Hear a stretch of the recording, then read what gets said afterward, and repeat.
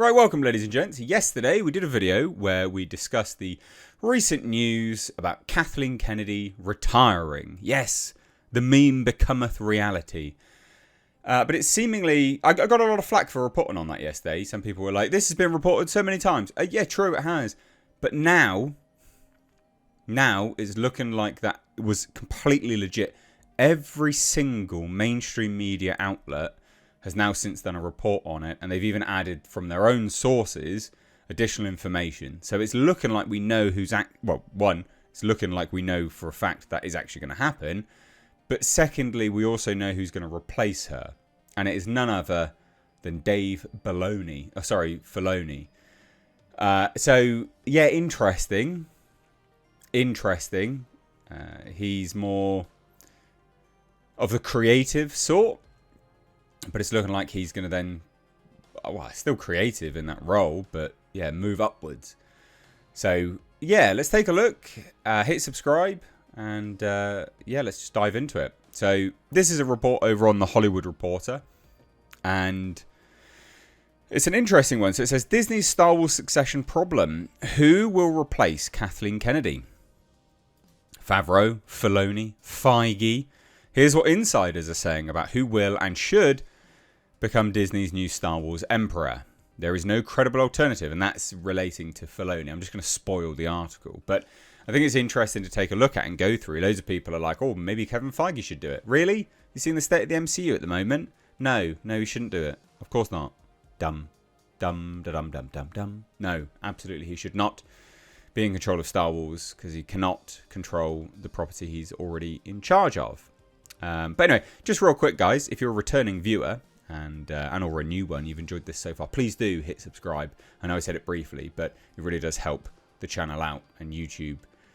It's the difference between a channel actually being successful under YouTube's eyes or not. So if you could, it'd be great. If not, don't worry about it. But anyway, so as they state here, look, when Dave Filoni's acclaimed Star Wars The Clone Wars animated series launched back in 2008, the premiere episode's opening crawl proclaimed, "Great leaders inspire greatness in others." And that's obviously a bit of foreshadowing. But who should Disney choose to inspire greatness in the next generation of Star Wars creatives, now that longtime Lucasfilm boss Kathleen Kennedy is retiring later this year? So again, they are confirming it. That's a confirmation from The Hollywood Reporter. Longtime Lucasfilm boss is retiring. That's what they say. So anyone that gave me a lot of flack yesterday and was like, don't believe it, blah, blah, blah, they're confirming it. This is what The Hollywood Reporter is confirming. This is the same as Deadline, Variety, Entertainment Weekly. All of the mainstream media outlets have done pieces like this where they have categorically specified she is leaving.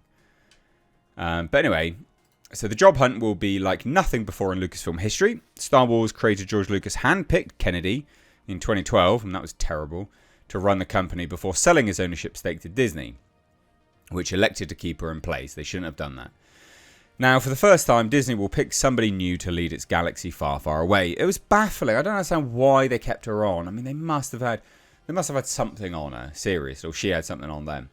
Also, just real quick, so subscriber to the channel and moderator in my live streams on my podcast, Olaf, made a really interesting point yesterday on my podcast, The Hcast, where he said that actually Kathleen Kennedy could be leaving before discovery occurs in the Gina Carano Disney Lucasfilm lawsuit.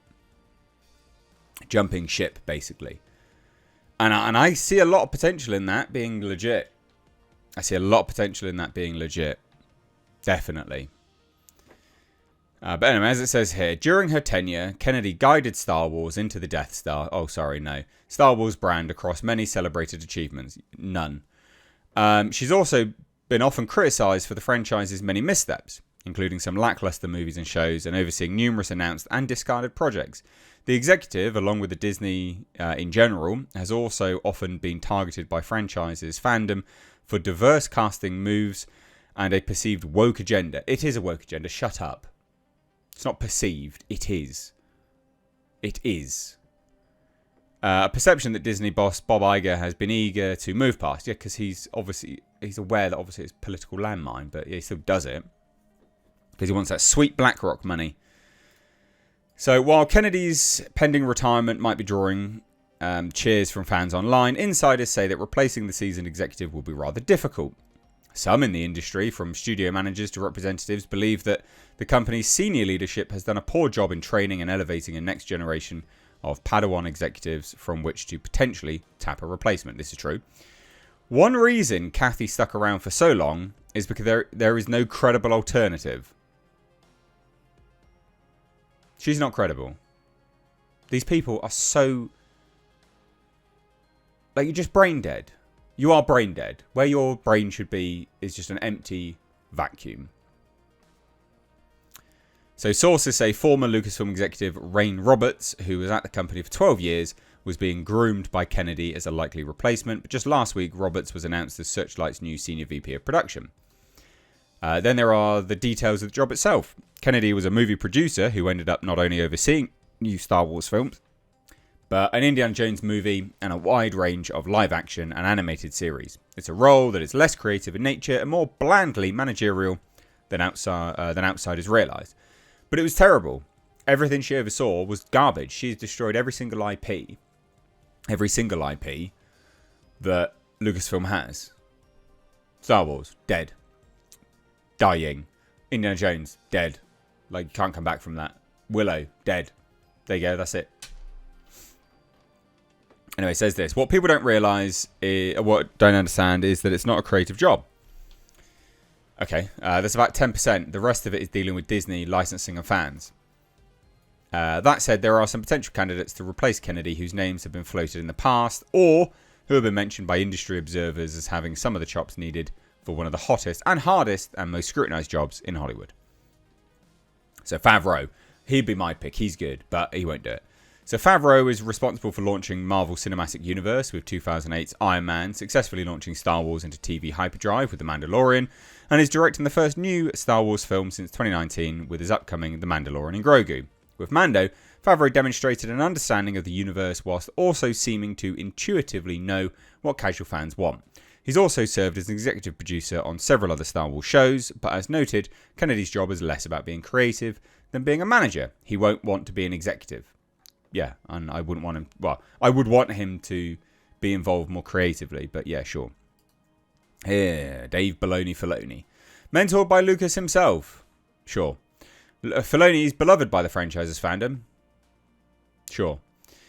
Who see the passionate writer-director as one of their own who gradually managed to become a major player in the Star Wars Dream Factory. Filoni has come a long way since launching The Clone Wars, working closely with Favreau on The Mandalorian, shepherding other animated shows and showrunning his first live-action scripted series with 2023's Ahsoka. But Ahsoka has had a mixed reception, and Filoni is seen by some in the industry as being too far from a manager or corporate boss type. He's a great resource of knowledge, but he's ultimately a TV guy, says one source. He'll be killed by all sides. And yet one source tells THR that Filoni is already Disney's choice to succeed Kennedy and predicts his ascendancy will be announced at Star Wars Celebration in April. So there you go. Now, other people don't confirm that, but I would say that's probably likely. And then they talk about bloody Kevin Feige. Ugh. They talk about Favreau and Filoni together, and then they talk about Kevin Feige. Many insiders believe the best candidate for the job is Marvel Studios' topper Feige, who has shown an uncanny ability to balance corporate needs with an understanding of a corporate IP. He's a major Star Wars fan too. Sure, fine. But in some ways, Feige's moment of opportunity is past. The ideal time for Feige to seize the Star Wars Empire's throne was after the mic drop that was two back-to-back blockbuster Avengers movies, back when Marvel was at a zenith. Since Marvel has suffered, partly because Feige has been stretched thin by the overly ambitious content demands on Disney+. That's completely wrong, because that's not been the case for a while now, but okay. Those reverberations are still being felt. Yeah, whatever. As seen by the mixed reception of Brave New World, Feige is focused on recalibrating Marvel, which means relaunching Fantastic Four this summer, and focusing on the new Avengers movies, which will shoot this year. He's the only one that makes sense, but he needs to focus on Marvel, says a Disney insider. You talk about J.J. Abrams? Fuck no. I'm not even gonna give that the time of day. They talk about Emma Watts and Hannah Minghella. Again, bad robot stuff. So there you go. I mean, I think it'll be Filoni, but we'll see. But again, this is confirmed now. She is leaving. I mean, other outlets are saying it as if it's completely legit, so I'm going to go with that being completely legit. They haven't disputed it, have they? But anyway, let me know what you think down below. Cheers, take care. Bye-bye now.